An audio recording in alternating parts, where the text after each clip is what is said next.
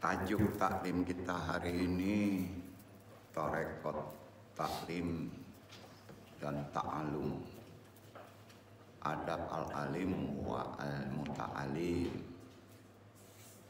Juga terkait masalah adab Tarekot Qadariyah dan Naqsabandiyah dulu.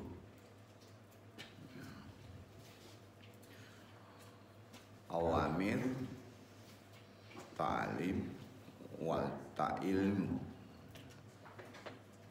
adabul alim wal mu'alimi, amarta al-qadariyat wal naqsabandiyah. Bab 1 ya, ini ada 2 bab. Ini agak ilmiah ya, tapi penting karena ada orang yang tidak rutin mengikuti tarekot. Dibolehkan bertarekot ta'alum ya. Orang yang bertarekot ta'alum itu harus menjadi pendakwah, penasehat ya. Amalannya kalau di secara akademis dosen ya. Nah, untuk rumah tangga mungkin orang tua ya. Kita bahas saja langsung kaji ini, langsung kita dengan zikir. Tentunya terkait dengan adab dari keilmuan Qadariyah wan Naqsabandiyah. Assalamualaikum warahmatullahi wabarakatuh. Waalaikumsalam warahmatullahi wabarakatuh. Seperti biasa kita awali zikir kita dengan syahadat, sholawat, istighfar, kemudian doa makrifat dan tahlil thayyibah. Sama-sama ridha Allah. Asyhadu an la ilaha illallah wa asyhadu anna Muhammadur Rasulullah. Asyhadu an la ilaha illallah wa asyhadu anna Muhammadur Rasulullah. Asyhadu an la ilaha illallah wa asyhadu anna Muhammadur Rasulullah. Shalawat Allahumma sholli ala sayyidina Muhammadin nabiyil ummi wa ala alihi wa sahbihi wa sallim. Allahumma sholli ala sayyidina Muhammadin nabiyil ummi wa ala alihi wa sahbihi wa sallim.